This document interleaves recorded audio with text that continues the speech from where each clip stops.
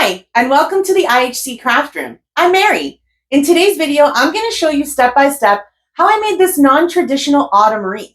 I'll show you all the steps and materials. And today we're going to do this Deco mesh base a little different, using a completely different no-fray method that I just learned how to do. And I'm going to show you exactly how to do it. So grab all your stuff and let's get crafty. This is Mary. Welcome to the IHC Craft Room. For materials, we'll begin with the 14-inch wire wreath base that I picked up from the Dollar Tree. And 6-inch Deco mesh. I've got 3 colors, purple, white, and pink, and I'll be using 2 rolls of each. 2 types of 2.5-inch wire edged ribbon. One is beige, and the other color I'm going to use is white. I didn't show that here, but I decided to swap out the pink for white a little bit later. An autumn sign in pinks, purples, and glitter, Be Still My Heart, and some pipe cleaners.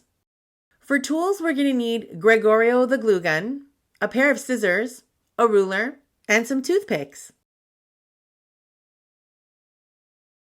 Let's get started on the base of our wreath. Today we're going to be trying out a new method called the bubble base method. But before we get into what makes this method different from what I've shown on this channel before, let's take a few seconds for our weekly crafting math lesson. It's time for Deco Mesh Math. We've got a 14-inch wreath base that's divided into 6 sections. We're going to be creating 5 bubbles of Deco mesh per section using 3 types of Deco mesh, and we'll need about 2 rolls of each color. So that's 6 rolls of Deco mesh in total. So what's a Deco mesh bubble? I'm so very glad you asked. You really ask great questions. We're going to lay our Deco mesh out flat and stack them one on top of the other. But make sure you have the Deco mesh rolling over the roll, not under. Think of a toilet paper roll. Does the toilet paper go over or under? Well, in my house, it goes the right way, which is over. And that's how you want your Deco mesh roll, so that you get a nice plump bubble. Go ahead and come for me in the comments about the toilet paper roll. I said what I said.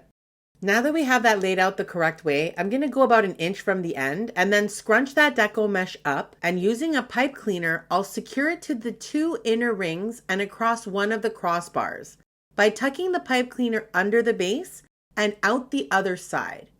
And then I'll give that a few good twists before I trim off the excess. Now that we have that very well secured, let's get started on our first bubble.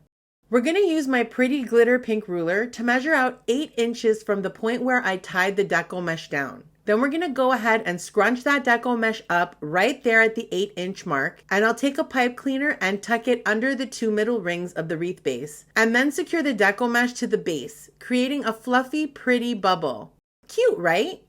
Let's do that again. We're going to take a few seconds to straighten out and smooth out our Deco mesh. We're going to use a ruler to measure out 8 inches and scrunch up the Deco mesh, and then using a pipe cleaner, we'll secure the Deco mesh to the wreath base.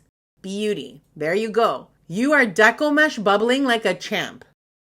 I'm going to continue this process all the way around the wreath, smoothing out my Deco mesh, measuring out 8 inches, scrunching it up, forming a bubble, and then securing it to the base using a pipe cleaner. Now you can put as many bubbles per section as you like. I could have definitely fit more than just the 5 that I ended up sticking with. You can use 7 or 8 if you like, but I was happy with 5 bubbles per section. It gave me a nicely full wreath with some Deco mesh to spare. Something to make note of here is which color seems the most dominant. The purple, right? Yeah, I didn't realize that the last color you lay on top of your stack of Deco mesh will be the most visible color, meaning pink, white, and purple equals purple on top. I really should have realized that, but I didn't. Or I might have chosen a different color to go on top. Oh well. I'm pretty sure I looked cute that day, so whatever. I can't be smart and cute at the same time. I'm pretty sure that's illegal in Canada. Before you know it, you'll end up at the end of your Deco mesh rolls. No biggie, we'll just secure the ends down really well and then set up our new rolls of Deco mesh by rolling them out and stacking them, giving them a good scrunch about 1 inch from the end, and then securing that to the wreath frame. Easy like Sunday morning. Oh, Lionel. And then we'll just keep going, measuring out 8 inches and making our pretty little Deco mesh bubbles all the way until the very end, where we'll secure it down really well with a final pipe cleaner and then cut off the excess. Look at that. Now it's time to fluff the base. With this style of base, before we fluff the bubbles, we want to gently separate the 3 colors of Deco mesh and really spread the bubbles open to reveal all 3 of the pretty colors. Purple will still dominate as the top color, but now you can see a lovely splash of pink and a pretty highlight of white. You want to really fan the deco mesh out and make sure that you don't see any of that wire wreath frame peeking out. I'm really impressed with this deco mesh base method. Since we aren't cutting the deco mesh, it keeps the wreath really tidy and you avoid all the fraying and flyaways that deco mesh is known for. Plus, this is a really fast method in comparison to the curly method I've used before. Let's put the base aside for a bit and move on to prepping our pretty pink, purple, and glitter sign. I'm going to remove this piece of jute cord, but I'll reuse that cord later to hang my wreath, so for now I'll just set it aside.